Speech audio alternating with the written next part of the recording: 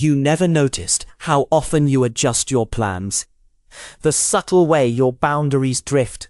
A slight shift here, a small compromise there, until one day you're sitting at a cafe, an hour from home, on a rainy Saturday, realizing you never actually wanted to be there. This is the moment it hits you. Someone in your life has been quietly pulling the strings, and you need to know why it works so well. It's not just you. Many people report feeling manipulated in some aspect of their relationships. Why do some people manage to control without ever raising their voice? And why does this go unnoticed so often, leaving you feeling like a passenger in your own life? First, let's talk about the foot in the door technique, something behavioral scientists have long studied. It's a form of commitment manipulation, where agreeing to a small request increases the likelihood of agreeing to a larger one later. Picture this. A friend asks you for a tiny favor, like picking up their mail while they're on a short trip. You think, why not? But as months pass, you're now routinely watering their plants, taking their dog for walks, and you can't quite recall how you got here. In a 1966 study by Friedman and Fraser, people who agreed to display a small sign in their window were later found to be more likely to accept installing a large billboard on their lawn. The same principle can infiltrate your work life. Imagine your manager starts by asking you to cover a single shift, just once. Weeks later, you're now the go-to person for any schedule gaps, working weekends that you used to cherish. It's not overt force, it's the slow escalation that shifts your normal. But here's where the rule bends. It relies on your initial compliance, which means those who say no up front disrupt the cycle. The technique stalls when met with firm boundaries from the start. The deeper truth here is not just about requests, but about how passivity seeds control in your life. So if saying yes opens the door, what keeps you from walking out once you're inside? Next is the concept of intermittent reinforcement, a psychological tactic often used, whether knowingly or not, to keep you hooked. Intermittent reinforcement is when rewards or positive outcomes are given on an unpredictable schedule.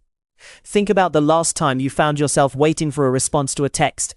That little rush you get when they finally reply is a payoff. In a classic study by Skinner, animals responded more consistently to variable schedules than to predictable ones. Many people in relationships report feeling manipulated by inconsistent affection or communication. Now consider a friendship where every now and then you receive a heartfelt gift or message, making you overlook the times you felt neglected. You're left in anticipation of the next moment of attention, unable to predict when it might come.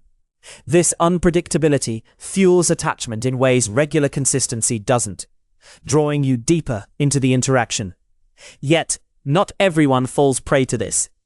Those who maintain emotional independence, who find validation within, often see the inconsistencies for what they are, a method, not a mistake. This is a game of psychological poker where the stakes are your peace of mind. How does inconsistency keep you close when there's another method to make you feel distant yet compliant? The scarcity principle is another tool of quiet control. It revolves around the idea that perceived scarcity enhances value. If something seems rare, we assign it greater worth. Can you remember a time when someone in your life suddenly became less available? Their presence, once taken for granted, now becomes something you covet. In a study, Werkel and colleagues found that people rated cookies from a nearly empty jar as more desirable than those from a full one, despite no difference in taste. This tactic plays out at work when a peer is suddenly promoted or given exclusive projects. The allure of scarcity makes their approval or collaboration seem precious, putting you into a subtle dance of trying to gain their favor. However, the scarcity principle can backfire among those with high self-worth, those who see themselves as equally valuable and are not swayed by another's selective availability. They recognize the tactic and refuse to play the game, maintaining their stance and integrity. What happens when the allure of scarcity doesn't sway you, but another force does? Emotional blackmail is the ace of emotional manipulators. It's a more overt form of control, where your emotions are weaponized against you. You might have experienced this in a relationship, where mentioning ending things is met with threats of self-harm or declarations of how lost they'd be without you. This tactic manipulates your empathy, turning it into a leash. In Susan Forward's work on emotional blackmail, she identifies this as a common method of manipulation. In the workplace, this can take the form of a colleague who guilt trips you with tales of their overwork or personal struggles to have you take on their load. Here, your compassion becomes the tool used to keep you compliant. Yet, this tactic is only as effective as your willingness to bear your guilt. For those who can separate their responsibility from another's emotional state, the power of this manipulation diminishes. This is about boundaries, where your sense of self-worth draws the line. So, if emotional blackmail preys on empathy, what about those who seem immune to direct control? Introducing the halo effect, a cognitive bias where our impression of one positive trait influences our perception of unrelated traits. It's why charming or attractive people might get away with behavior that others couldn't.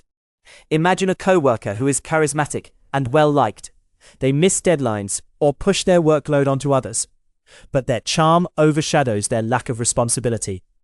In a study by Dion, Burscheid, and Walster, individuals with attractive faces were judged to have more positive traits and better prospects. In social circles, someone you admire for their wit or intelligence might dominate decisions because their perceived competence extends beyond their actual expertise. However, the halo effect wanes when consistent objective performance is demanded. Those who focus on facts and outcomes, not perceptions, can see through the glow to the reality beneath. This is about shifting your evaluation from who they are to what they've done. So if the halo effect blinds us to flaws, what makes disillusionment so hard to resist? Finally, the principle of least interest states that the person who is less invested in the relationship has more power within it. Whether it's a romantic partner who seems indifferent, or a boss who's casually non-committal about your proposals, the power imbalance is evident. Research by Waller and Hill suggests that in many relationships, the less invested partner often has more power. In personal life, it might be a partner who seems detached, making you constantly work for their attention, keeping you on edge. But here's the twist. When both parties recognize the dynamic, it can lead to a renegotiation of power. Those who reclaim their agency, who can walk away, often find the scales shifting in their favor. The real rule here is about balancing investment with self-respect. Now you're sitting back in that cafe again, realizing how these subtle forces have been at play around you. The rain outside feels different now. It's a backdrop for clarity. Understanding these dynamics doesn't just tell you how you've been controlled. It teaches you how to reclaim your life. The quiet power lies in awareness, staying in control by knowing when to let go.